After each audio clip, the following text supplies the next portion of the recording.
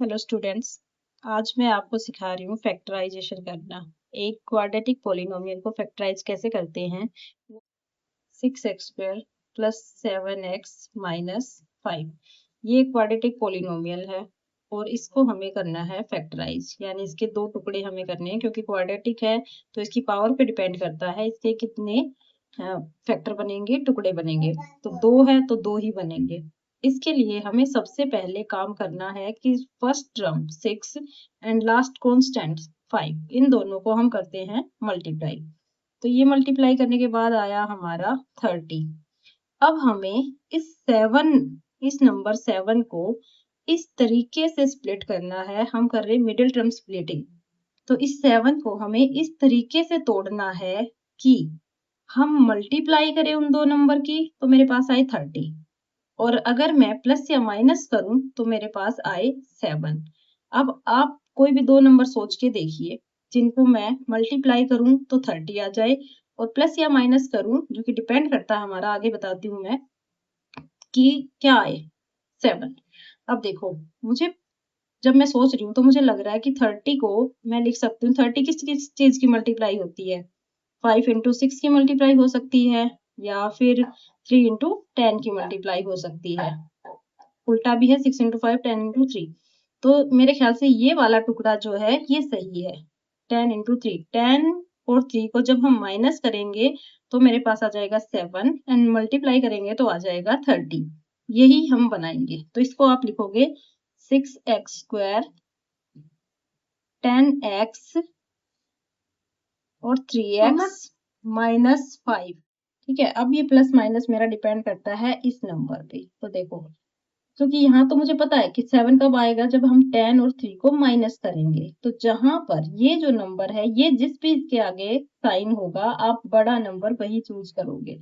जैसे 7 प्लस का है तो प्लस का 10x और माइनस का 3x। 10x minus 3x is equal to 7x, and 10 into 3 कितना हो गया? 30। ये भी हमारा अपने आप सेटिस्फाई करेगा। अब हमें पहले दो नंबर से और लास्ट के दो नंबर से कॉमन निकालना है। तो देखो, ये दोनों किसके टेबल में आ रहे हैं? एक कॉमन नंबर का मतलब जिसके टेबल में ये दोनों आए। तो ऐसा नंबर है 2। 2 को मैंने बाहर निकाला, x इसमें भी है, x इसमें भी है, तो x को भी मैंने बाहर निकाल लिया। 2 के टेबल में 6 कितने पे आता है? 3 पे। x एक बार बाहर आ चुका है। देन 2 के टेबल में 10 कितने पे आता है? 5 पे। हो गया। नाउ जितना ये नंबर यहाँ पे बचा है, इस तरफ मेरे पास सेम नंबर बचना चाहिए। अब क्योंकि ये दोनों नंबर हैं माइनस के, इसलिए मुझे क्या करना पड़ेगा? -1 बाहर निकालना पड़ेगा। तो मैंने -1 बाहर निकाला। क्यों निकाला -1 बाहर? ताकि अंदर वाली जो टर्म है वो प्लस हो जाए दोनों। अब ये हो गया।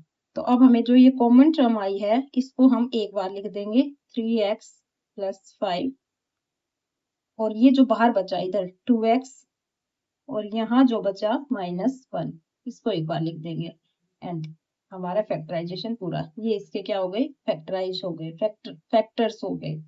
ये जो आसान तरीका है सबसे, बस आपको क्या करना है, फर्स्ट टर्म और लास्ट टर्म का मल्टीप्लाई करके देखो, एंड बीच वाले टर्म को ऐसे टुकड़े बनाओ कि हमारे पास जो नंबर आए ना वो उस मल्टीप्लाई के बराबर आ जाए। ये आप इस तरीके से भी कर सकते हो। कई आपको बताएंगे भी ऐसे। 30 है, जैसे आप नॉर्मली बोलते हो कैल्शियम, वैसे ये फैक्टराइजेशन ही है।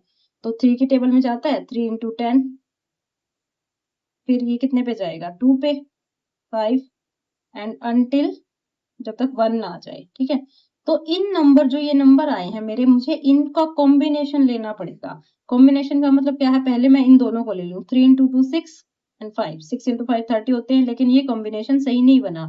फिर मैं लेती हूँ 2 इंटू 5 10 एंड 3, वही कॉम्बिनेशन आ गया ना। वही चीज मैं आपको पहले ही बता चुकी हूँ कि पहले आप ये देख लो कि जो नंबर मल्टीप्लाई करके आया है वो आपका कैसा नंबर है, उसकी मल्टीप्लाई क्या क्या हो सकती है। एंड उसके बाद जस्ट आपको देखना है कि क्या वो मल्टीप्लाई प्लस माइनस को भी सेटिस्फाई कर रही है। अगर कर रही है तो okay, and plus minus depend करेगा आपके इस नंबर पे। आशा आपको ये पसंद आया होगा। अगर पसंद आए तो ऐसी ही बहुत सारी मैथ्स के लिए आप मुझे फॉलो कर सकते हैं। Thank you so much.